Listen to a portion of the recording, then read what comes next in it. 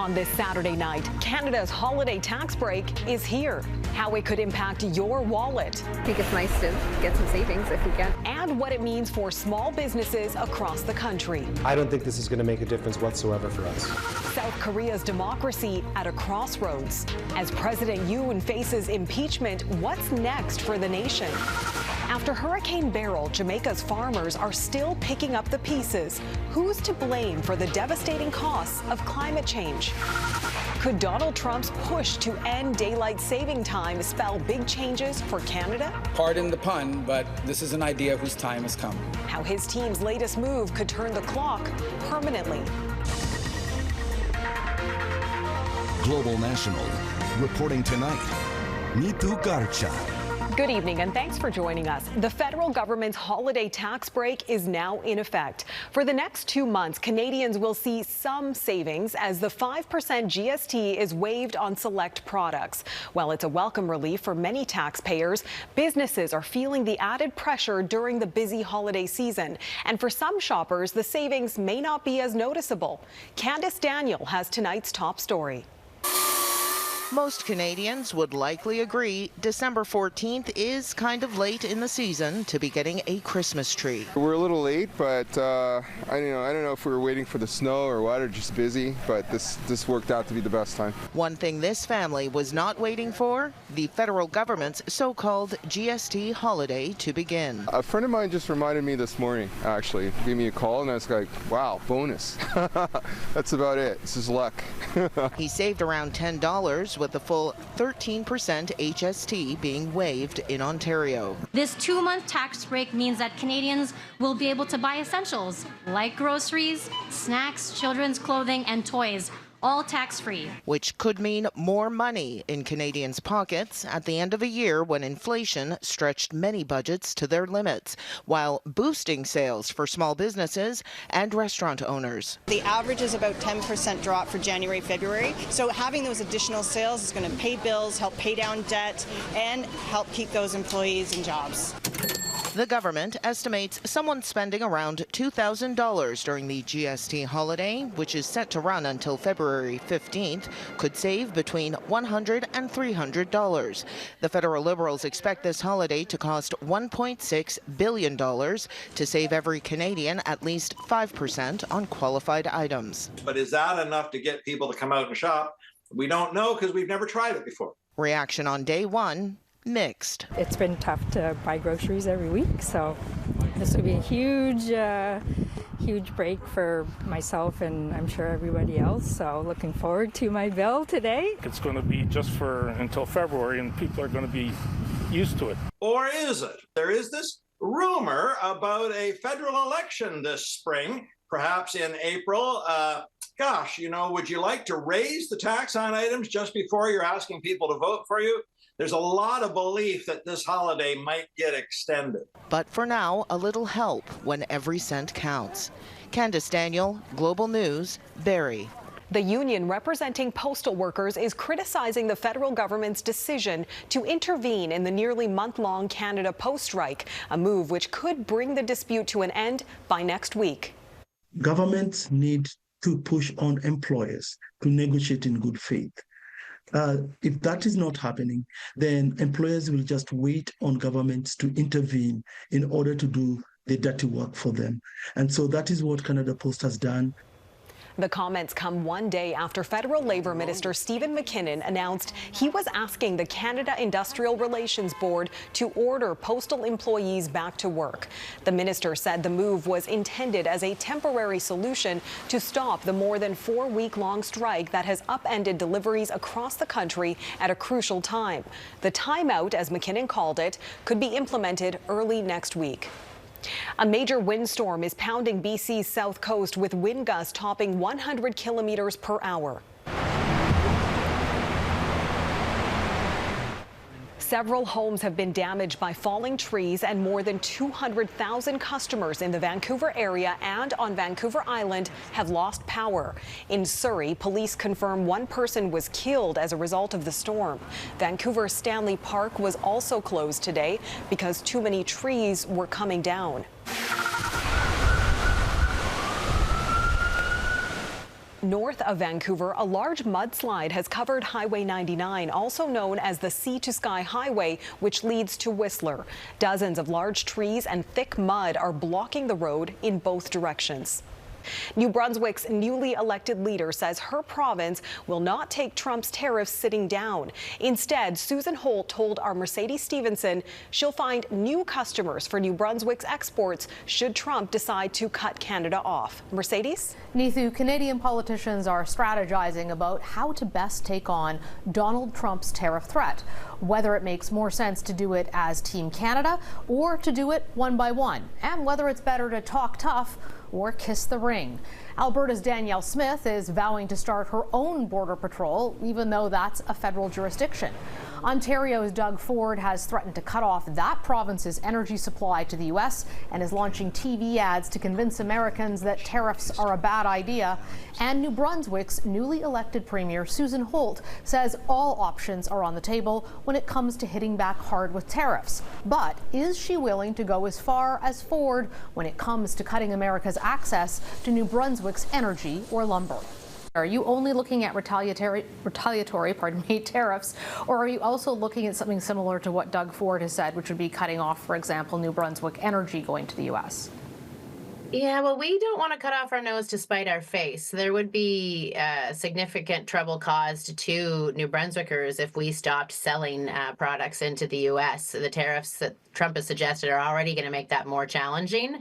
But cutting off our largest customer means that we're going to be looking for a new place to send 320,000 barrels of petroleum products a day. I think that that's not an approach that's going to work well for our province. And you can watch the full interview with Susan Holt tomorrow morning on the West Block right here on Global. The debate over daylight saving time has reignited south of the border as U.S. President-elect Donald Trump vows to end the time-changing practice once his second term in the White House begins. That matters for Canadians given how interconnected our two economies are and the very real prospect political leaders here would have to follow suit. As Bianca Fascini reports, Trump's plan isn't the first attempt to alter the practice, but it could be the most successful one yet. Changing the clock twice a year might come to an end under the second Trump administration. On his social media website Friday, President-elect Donald Trump wrote that his party will use its best efforts to eliminate daylight saving time. He added, "It's inconvenient and very costly to our nation." Several of Trump's closest advisors agree. Elon Musk and Vivek Ramaswamy, who will lead the Department of Government Efficiency, have also shared similar sentiments. This isn't the first attempt by U.S. lawmakers to put an end to it, though. We don't have to keep doing this stupidity anymore. Hopefully this is the year that this gets done. And pardon the pun, but this is an idea whose time has come. U.S. Senator Marco Rubio, who Trump has tapped to lead the State Department, has been trying to end time changes since 2018. But his efforts in Congress never advanced. The practice, which sets clocks forward by 1 hour in the spring and back by 1 hour in the fall, was first put into place in 1942. It's meant to maximize daylight in the summer. But critics have long argued daylight saving is not only unnecessary, but also harmful. One, it removes the switching of our circadian rhythms twice a year, which is very difficult for our bodies to adjust to. And number two, standard time is aligned with our biological clock. There's bright light in the morning and less light in the evening. One poll shows 43% of Americans want to stay on standard time year-round, 32% prefer to remain on daylight saving time, and 25% like the way it is. With Trump enjoying Republican control of both the House and Senate in his upcoming term, and no clear group vying to keep it around, it is possible he could end daylight saving time for good. And it's a decision that could have an impact outside of the U.S., with other countries like Canada following suit. Bianca Fascini, Global News, Washington. To the political turmoil in South Korea. Today, lawmakers held a pivotal vote to impeach President Yoon over his brief attempt to impose martial law, a move that triggered nationwide protests. Thousands celebrated outside the country's National Assembly after the motion passed. Just last week, Yoon survived a similar vote. He later apologized for invoking emergency powers, but stood firm in defending his actions, resisting calls for his resignation. Nathaniel Dove reports. Joy and relief after the most serious threat to South Korean democracy in almost 40 years. We're definitely seeing a lot of the relief from the fact that there has been a constitutional process that is now being upheld. South Korean lawmakers voted to impeach President Yoon Suk Yeol for declaring martial law. Yoon claims the political opposition was working with North Korea. After the vote, Yoon vowed to never give up. The motion passed because some in Yoon's own party turned against him. A former diplomat says likely because support was too politically costly and martial law too shocking. Members were coming under intense pressure. Their names were being published in newspapers and online. These officials delivering the indictment to a high court where Yoon must now stand trial. The president does have the authority to declare martial law, but only under certain conditions, an expert says. What many people are going to look at is the second part of the phrasing in the Constitution for martial law, which is that it's during a time of war or state emergency. But there is another challenge even before the trial starts. There are only 6 judges in the 9 seats at the moment. There are 3 vacancies, so you need a unanimous determination by the Constitutional Court. It falls on acting President Han Duck-soo, a respected elder statesman, but part of Yoon's party, to confirm the new judges. If the court rules Yoon guilty, the country must go to the polls in 60 days. The frontrunner is opposition leader Lee Jae-myung, who is also facing charges for corruption. Yoon still has some supporters. This man states he'll leave the country if the president is impeached. On the streets on Saturday, mostly celebration. Democracy is safe. But for several months, the politics look to remain polarized, the situation uncertain. Nathaniel Dove, Global News, Toronto. The U.S. Secretary of State's unexpected revelation. Coming up, why the U.S. administration is in direct contact with a Syrian rebel group.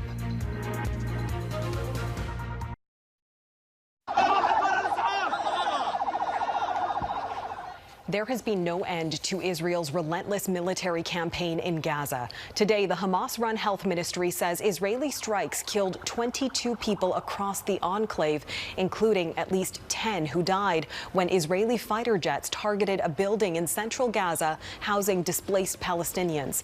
Dozens more are wounded. Frantic rescue efforts are ongoing to find people trapped beneath the rubble. U.S. Secretary of State Antony Blinken confirmed tonight that the Biden administration has been in direct contact with the Syrian rebel group, which ousted Bashar al-Assad's government. The United States has designated the group, known by its acronym HTS, as a terrorist organization, as has Canada. But Blinken says it's important for the U.S. to understand the intentions of HTS, even if it doesn't agree with its ideology. We know that what happens inside of Syria can have powerful consequences well beyond its borders, from mass displacement to terrorism. And we know that we can't underestimate the challenges of this moment and in the weeks and months ahead. In recent months, the leader of HTS has been emphasizing the need to protect minority rights in Syria, but U.S. officials remain skeptical the group will follow through with those vows in the long run.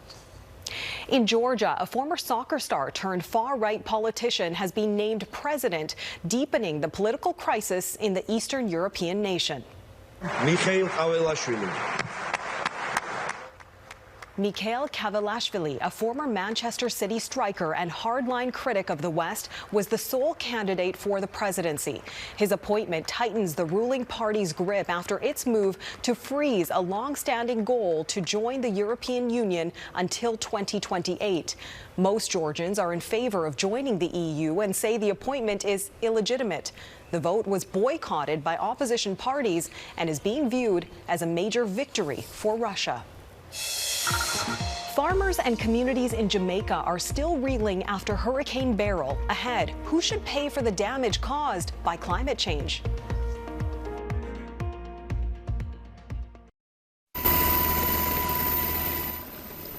Overnight rescue operations took place off the coast of Greece after a migrant boat capsized, leaving 5 people dead and at least 40 missing. The Greek Coast Guard says 39 people have been rescued with the help of cargo vessels in the area. The boat is believed to have left from Libya with at least 2 other boats at the same time. More than 120 people from the other 2 boats were also rescued overnight. The Atlantic hurricane season, which ended on November 30th, saw 18 named storms. Late in the season, Helene and Milton caused major damage from Florida to North Carolina, but much earlier, Beryl ripped through the Caribbean. The massive storm sideswept Jamaica in early July, wiping out farms and fishing villages. Global's Phil Carpenter recently traveled there to find the damage still widespread as calls grow for major polluters to pay for the impacts of these supercharged storms. So all of this was covered and that was a room. What do you do when multiple extreme weather events caused by climate change destroy practically everything you have? Beryl did all of that. Who's legally responsible? It's a question farmers near Jamaica's south coast have been struggling with 5 months since Hurricane Beryl tore into their homes. Most, like Rosemary White, still have not been able to earn enough to replace roofs. I have to be in my sister's house, so I'm trying to pick up the pieces from here. Beryl, a Category 4 hurricane, was the strongest July storm on record in the Atlantic. According to the island's agriculture ministry, some 48,000 farmers and 11,000 fishers suffered losses worth more than $50 million Canadian. Among those most affected, small farmers in the south part of the parish of St. Elizabeth, a large number of them women. Opal Jackson, part of the Jamaican network of rural women producers, lost more than 10,000 crops. I remember St. Elizabeth is a breadbasket of Jamaica, so the produce go all over. Just as they were recovering after Beryl, disaster struck again. In October, we get 1.5 weeks of rain that damage the farm again. Unusually heavy rains in much of October, plus Tropical Storm Raphael in early November, caused crops to rot in the fields. Of course, when you're working in the context of a population that has, high levels of poverty and already high levels of food insecurity, then so an event like this will only exacerbate an already critical challenge. Now there's a food shortage and prices have skyrocketed. Jamaicans are worried, saying they simply don't have the resources to protect themselves. We could become climate refugees. We live on an island. There is no bridge to Kansas. There is just water all around. Some argue the largest polluting states should be legally responsible for disasters brought on by climate change. They are actually the biggest emitters of greenhouse gases, including carbon dioxide, which leads to and causes climate change. During hearings this month at the International Court of Justice, Canada argued against that position. Such an approach would be contrary to the responsibility of each state to take measures to tackle climate change. While that debate continues, farmers here are left to pick up the pieces as they brace for more extreme weather. Phil Carpenter, Global News, St. Elizabeth, Jamaica. Bringing hope to children in need. Next, BC doctors return from a life-changing medical mission in Africa. How they're making a lasting impact. Next.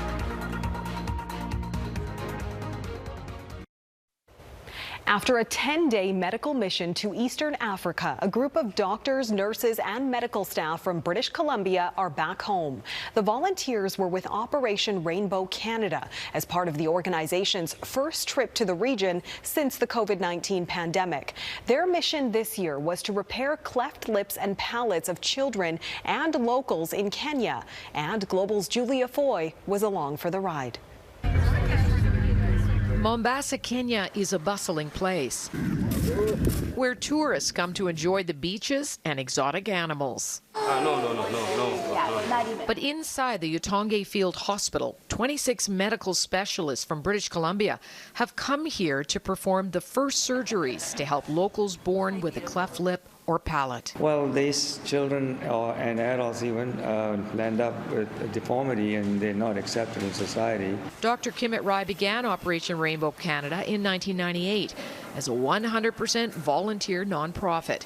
It offers free surgery to children in developing countries, like 5-month-old Victor. I love my son anyway, but I'm just anxious about the surgery. Albert's cleft palate is not easy to spot, but it can cause lifelong problems. Food that comes in and liquids that come in the mouth can sometimes drain out through the nose. Dozens of parents arrived at the camp hoping their children will get a better chance at life. He's 11. Today is his birthday. For 9 days, the team of specialists do complex surgeries to help build new smiles. There we go.